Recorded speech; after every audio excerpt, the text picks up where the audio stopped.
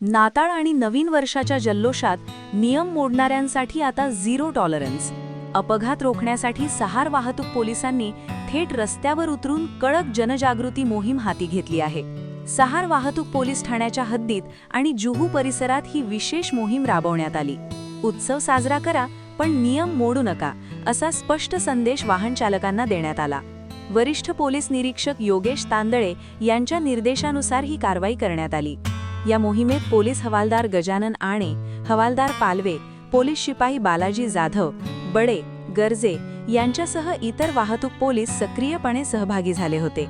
चारचाकी आणि दुचाकी वाहन चालकांना थांबवून हेल्मेट, सीट बेल्ट, वेगमर्यादा आणि मद्यपान करून वाहन चालवू नये याबाबत थेट, स्पष्ट आणि कडक शब्दांत सूचना देण्यात आल्या.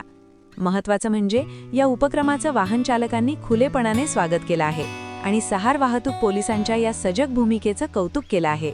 संदेश स्पष्ट आहे, नवीन वर्ष सुरक्षित हवं असेल तर नियम पाळणं हाच एकमेव मार्ग आहे. भारत 24 साठी वैदेही मराठे, मुंबई.